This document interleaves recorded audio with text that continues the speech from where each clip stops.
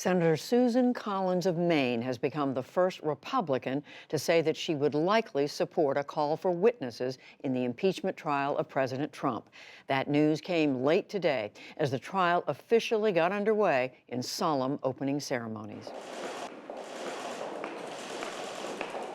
It was only the third such proceeding in the nation's history. 7 Democratic House members named managers formally delivered the articles of impeachment to the Senate chamber. House Resolution 755, impeaching Donald John Trump, President of the United States. House Intelligence Committee Chair Adam Schiff, who led the impeachment investigation, read aloud the 2 charges: abuse of power. President Trump solicited the interference of a foreign government, Ukraine, in the 2020 United States presidential election.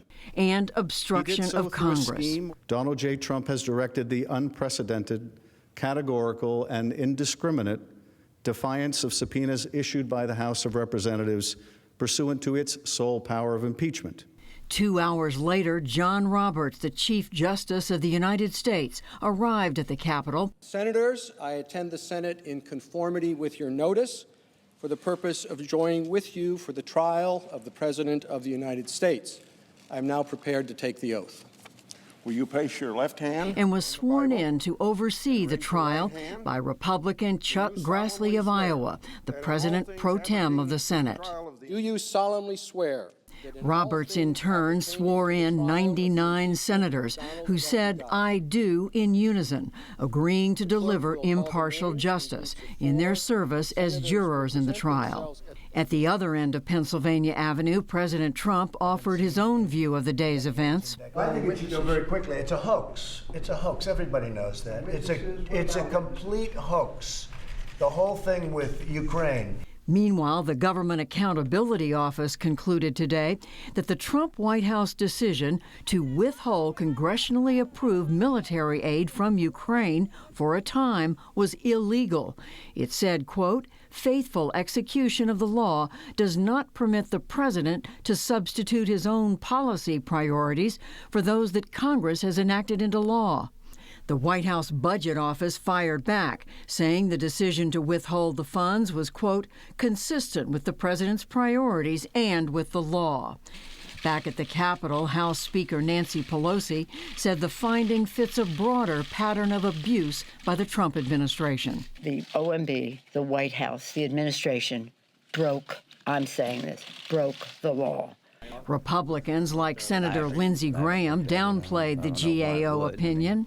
They got the money. They got the money on September the 11th. The Court of Impeachment is adjourned until Tuesday, January 21st. The Senate now begins a 4-day holiday weekend. The impeachment trial resumes on Tuesday, with party leaders still sparring over whether to call witnesses.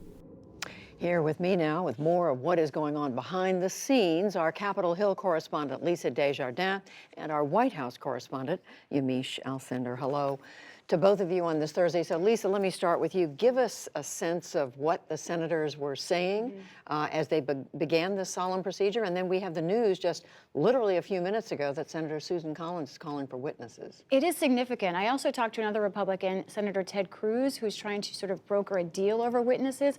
And he seemed to indicate that there was room for witnesses as well, without going as far as Susan Collins. So there was a change in momentum perhaps happening on that question today. We'll see. But as to what it was like in that chamber, Judy, it was extraordinary. I've been in so many dramatic rooms on Capitol Hill. This was not a dramatic room, but it was an incredibly focused room. There was a sense of the profound, a goosebump moment when you see every senator raising their hand like that. And Judy, something people might not realize from TV, no one in that room, including senators, had any kind of device, no form of communication with the outside world. Everyone was focused on what was happening in that trial in a way I've never seen before. One other note, security is at the most tight I have ever seen in the U.S. Senate. There were very few protesters relatively today, but they are taking the threat of anything very seriously right now. So when they go into that chamber, they can't bring a smartphone, they can't bring anything else, and they are to pay attention. No, and we received extra credentials to get into that part of the Capitol just for the impeachment trial.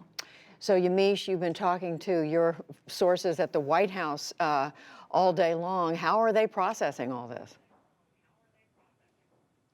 President Trump and the White House are processing all this by lashing out at Democrats at the start of the president's, what will be this historic Senate trial to see whether or not the president will be, in fact, removed from office. Many people think that the president will be acquitted, but today reminded me of the fact that the White House and President Trump understand optics and understand that his legacy is still at stake here. So now we have the president entering into this new phase of his presidency where he's going to be on trial and he's going to have to defend himself against these allegations in a way that he hasn't really done before. He's done social media. He's had White House aides talking on the lawn, but this is different, Judy. So there was a sense today that the White House was taking this very, very seriously. Of course, they're also gearing up for their own fight. And a word on Susan Collins, I've been hearing for several days now that the White House is gearing up for Republican senators, enough Republican senators, to back the idea of having witnesses. So the White House thinks there will be witnesses at this Senate trial.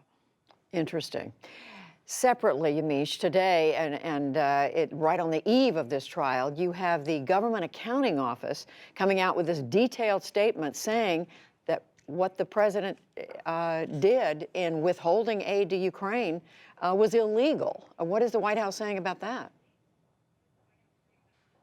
Well, we have to really explain to people the idea that this Government Accountability Office, it's a nonpartisan watchdog group, is saying that President Trump broke the law and put his own policy priorities ahead of that of Congress. And that's because that $391 million that President Trump and the White House chose to freeze was already appropriated by Congress. So the White House now is pushing back on that. There was, of course, that statement that you had in your piece from the Office of Management and Budget. But I've also been talking to officials, and here's what one person told me on background, not for attribution to that person. That person said the findings are a pretty clear overreach as they attempt to insert themselves into the media's controversy of the day. So what you have is the Office of Management and Budget saying that this nonpartisan watchdog group is actually wanting to insert itself in this impeachment fight. That person also told me that it would be irresponsible to listen to this government office and that this government office's opinion really shouldn't be taken into account. So what you have is the White House really, really pushing back hard on this.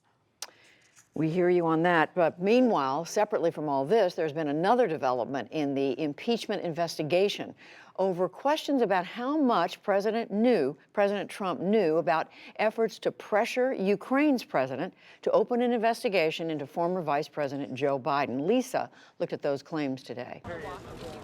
His name, Lev Parnas, has long been in impeachment stories. Last night, in an interview with MSNBC's Rachel Maddow, we heard his explosive claims in his voice. It was never about corruption. Parnas worked in Ukraine for and with President Trump's personal attorney, Rudy Giuliani. Parnas says the mission was in part to dig up dirt on former Vice President Joe Biden and his son Hunter's business dealings. Now Parnas says President Trump was directly involved. President Trump knew exactly what was going on. He was aware of all my movements. I wouldn't do anything without the consent of Rudy Giuliani or the president. Those allegations are at the center of President Trump's impeachment trial in the Senate. The articles of impeachment charge that the president abused power by trying to use his office to force Ukraine to investigate the Bidens. But the president's allies point out that Parnas's motives are suspect. He has been indicted on campaign finance violations. White House Press Secretary Stephanie Grisham said in a statement today that Parnas was, quote, desperate to reduce his exposure to prison, and added the president did nothing wrong. Parnas is implicating more than the president, though. He claims Vice President Mike Pence, Attorney General Bill Barr, and Republican Congressman Devin Nunes all knew about and had roles in the Ukraine scheme. All three officials have repeatedly denied that.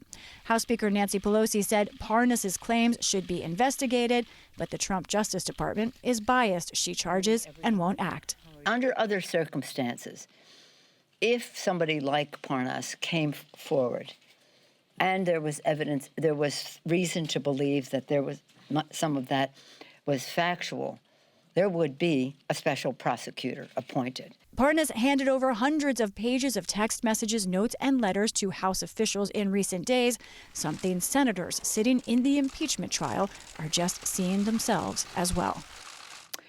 So, Lisa, you've looked at this. What would you say are the most significant allegations for Parnas, and does he have evidence to back it up? those are two very different questions. On some of the most significant allegations, it's not clear what the evidence is, and that includes other sitting officials in the Trump administration. Let's look again at who else he's implicating here. 3 sitting cabinet members, the vice president, secretary of state, and the attorney general there, as well as the top Republican, Devin Nunes, on this House Intelligence Committee.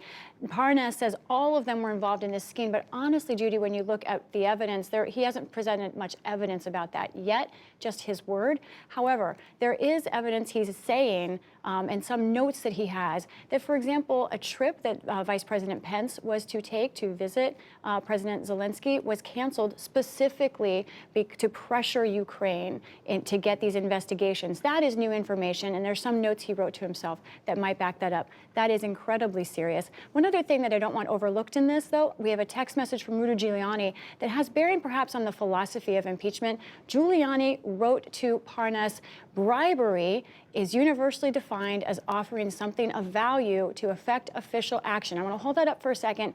In that case, Giuliani was talking about whether Joe Biden or Hunter Biden or someone in the Obama administration had used bribery to try and help the Biden family. But here, if you apply this definition, this is a definition that Democrats are using about President Trump and Rudy Giuliani's own actions in trying to, in Democrats' words, extort something from Ukraine. So it's a very interesting notion of how Rudy Giuliani defines bribery in his own texts. Very interesting, for sure. And Yamiche, as the White House looks at all this, what do they see as potentially most damaging for them here? The potentially most damaging thing that Lev Parnas is doing is implicating everyone around President Trump, including himself. Now, the president maintains, and the people around the president say, Lev Parnas doesn't say that directly that the president told Rudy Giuliani, or that he never heard the president tell Rudy Giuliani, I need you to make sure Ukraine does this investigations, or we will not give them that military aid. But that said, there is a lot of information that Lev Parnas is turning over to Congress. And I want to point out there were hundreds of pages, but there's one page that really sticks out that could be problematic for the president, and that's a letter that Rudy Giuliani sent to the president of Ukraine on May 10th, 2019. And here's part of that letter. It says, he says, I am private counsel to President Donald J. Trump. Just to be precise, I represent him as a private citizen, not as president of the United States. Now, that's problematic because President Trump and Rudy Giuliani have always been saying that they were doing this work because they were looking into corruption in Ukraine and looking into corruption on the part of possibly Joe Biden and Hunter Biden. And as a result, they had to be looking at this stuff. But what we see now is that Rudy Giuliani is saying, actually, I'm acting in the private interests of President Trump as a private citizen. And I've been texting with Rudy Giuliani all day. He doubled down on that idea and said, I was always acting as private counsel to the president as a private citizen. Even though the president's saying, of course, that he doesn't know Lev Parnas, he's also saying that this letter is something that he would back. He said he hasn't actually read the letter, but he said anything that Rudy Giuliani wrote, I would be backing because he's a good lawyer and he's a good person. So much to follow every single day. Yamiche Alcindor, Lisa Desjardins, thank you both.